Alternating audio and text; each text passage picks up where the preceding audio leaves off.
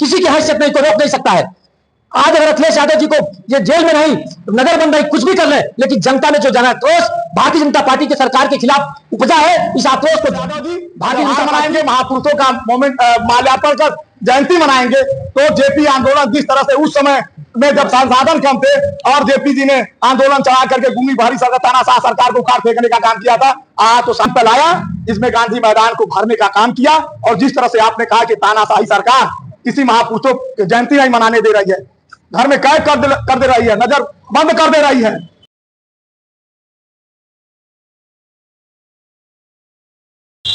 बिहार आंदोलन, जिसे जेपी आंदोलन का भी नाम दिया गया है, जेपी आंदोलन 1974 में बिहार के छात्रों के द्वारा सरकार के कुशासन को लेकर के ये आंदोलन चलाया गया था। आज जयप्रकाश नारायण जी की 122वीं जयंती पूरे देश में मनाई जा रही है। वहीं पूर्व मुख्यमंत्री अखिलेश यादव को उन्हीं के घर में नजरबंद कर दिया जाता है। वजह यह है कि इससे पहले जब 121वीं जयंती मनाई जा रही थी जेपी जी की, तो अखिलेश यादव 8 फीट का दीवार फांद करके वो जाकर माल्यार्पण करते हैं। उसी को लेकर के आज जो है प्रशासन मुस्तैद थी। उन्होंने कहा कि अभी वहां निर्माण कार्य चल रहे हैं, जिसे लेकर के आप इस बार भी वहां माल्यार्पण नहीं कर सकते हैं, जिसे लेकर के उनके घर के अगल बगल भारी फोर्स तैनात कर दिया जाता है।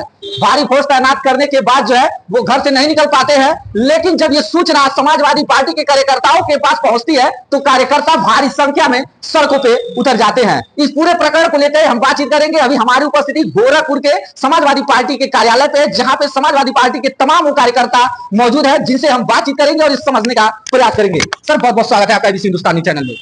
आपके चैनल को बहुत बहुत धन्यवाद देते हैं कि आप हमारे कार्यालय पर आए। आज महान स्वतंत्रता संग्राम सेनानी लोकनायक जयप्रकाश जी की 122वीं जयंती समाजवादी पार्टी कार्यालय पर मनाई गई। जो अभी आपने बताया है कि 1974 में संपूर्ण जेपी आंदोलन खड़ा हुआ, जिसमें विपक्ष के सारे नेताओं को जेपी जी ने एक मंच पर लाया, इसमें गांधी मैदान को भरने का काम किया।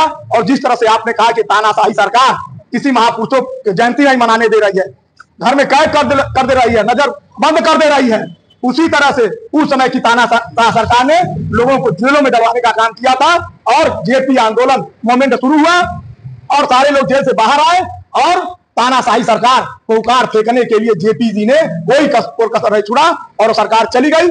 पुनः सरकार जनता पार्टी की बनी। उसी तरह से ये सरकार उसी तरह से तानाशाही कर रही है और हमारे राष्ट्रीय अध्यक्ष महबूब नेता को नजरबंद की हुई है।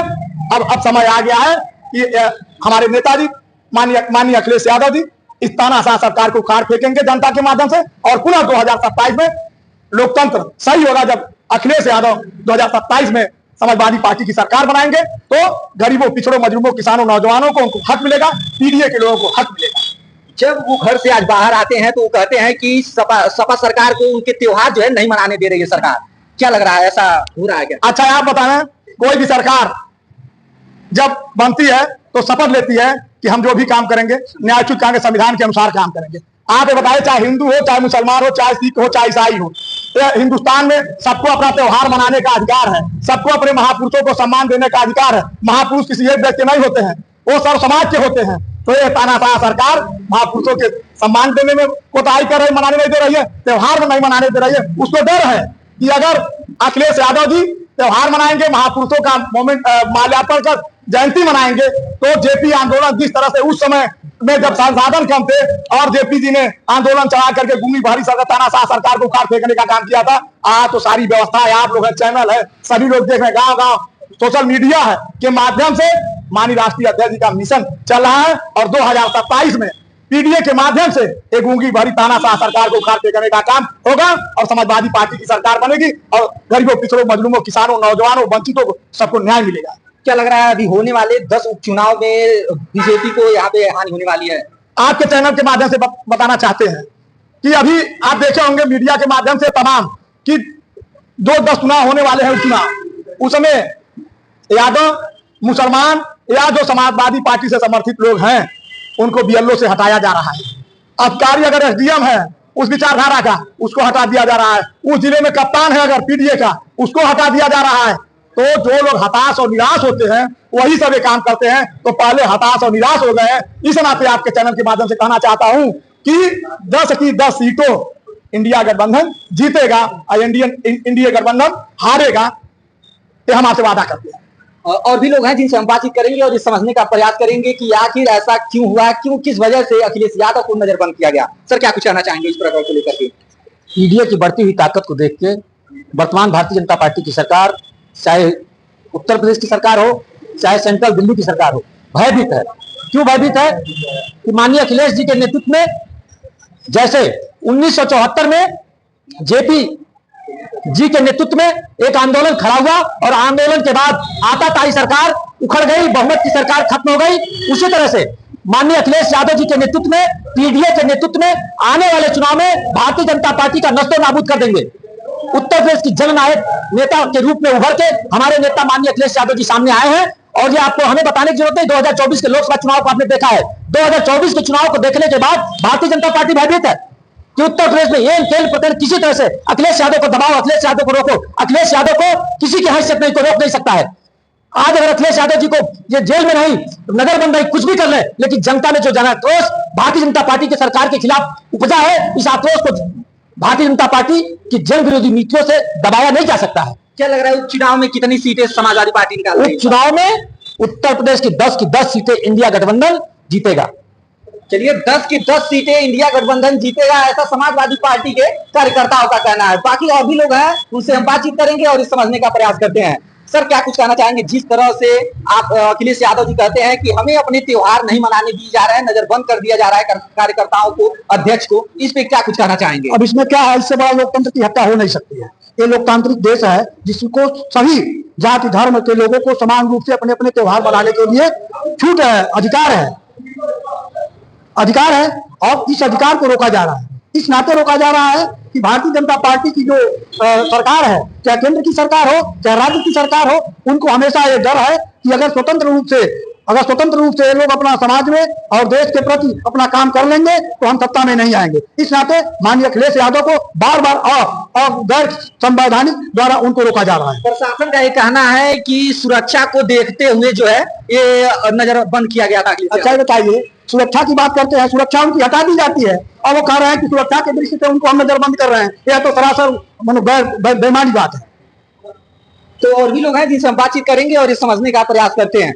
सर, क्या कुछ कहना चाहते हैं? जिस तरीके से देखा गया है कि अखिलेश यादव जी को आज सुबह ही नजरबंद कर दिया जाता है, लेकिन फिर कुछ समय बाद उन्हें छोड़ दिया जाता है, इस पे क्या प्रतिक्रिया है? भारतीय जनता पार्टी देश में 2014 से जब से सरकार बनी तब से सिर्फ और सिर्फ एक काम है, तानाशाही करना। छात्रों के साथ उनको रोजगार नहीं देना, उनका छात्र संघ चुनाव जो राजनीति की नर्सरी कही जाती है, छात्र संघ चुनाव नहीं कराना, पेपर लीक कराती है ये सरकार।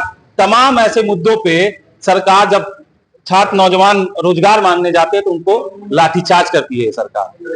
तो तानाशाही सरकार के खिलाफ अगर इस देश में कोई नेता लड़ रहा है तो सिर्फ और सिर्फ समाजवादी पार्टी के नेता अखिलेश यादव जी लड़ रहा है। और इसी नाते भारतीय जनता पार्टी ये जानती है कि देश में अगर उससे सबसे बड़ा अगर खतरा है तो सिर्फ और सिर्फ अखिलेश यादव जी से खतरा है, क्योंकि वो जानती है कि समाजवादी पार्टी ही एक ऐसी पार्टी है जो देश से उसको उखाड़ फेंकने का काम कर सकती है, प्रदेश से उसको उखाड़ फेंकने का काम कर सकती है। और उनके जुर्म और अत्याचार के खिलाफ अगर कोई लड़ता है, 2024 से के लोकसभा चुनाव को देख लीजिए या लगातार किसी भी मुद्दे पे समाजवादी पार्टी लगातार लड़ने का काम करती है, क्योंकि जहां जहां अन्याय भारतीय जनता पार्टी करती है उसके प्रतिकार में समाजवादी पार्टी हमेशा खड़ी रही है। अखिलेश यादव जी हमेशा खड़े रहे, क्योंकि भारतीय जनता पार्टी अपने महापुरुषों को कभी सम्मान नहीं दी है, उनके विचारधारा पे चलने का काम नहीं किया। भारतीय जनता पार्टी गोडसे की विचारधारा पे चलने वाली पार्टी है, लेकिन गोडसे को सम्मान नहीं देती, क्योंकि वो चलती तो उस विचारधारा पे है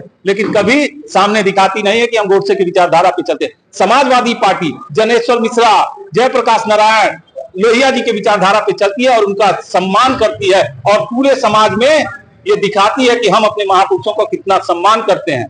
इसी नाते भारतीय जनता पार्टी ये जानती है कि समाजवादी पार्टी उनके तानाशाह के खिलाफ लड़ सकती है, उनको उखाड़ फेंक सकती है, इसीलिए वो रोकना चाहते हैं। तो आपने सुना कि समाजवादी पार्टी के कार्यकर्ताओं का यह कहना है कि समाजवादी पार्टी जो है उनके महापुरुषों के विचारधाराओं पे चलने वाली यह पार्टी है। बाकी आप क्या सोचते हैं इस प्रकार की घटना को लेकर के, जिस तरीके से अखिलेश यादव जी को नजरबंद कर दिया जाता है, इस पे क्या आपके विचार हैं वो आप हम कमेंट बॉक्स में कमेंट करके जरूर बताइएगा। बाकी अन्य खबरों के लिए हमारे साथ बने रहें, देखते रहें ABC हिंदुस्तान।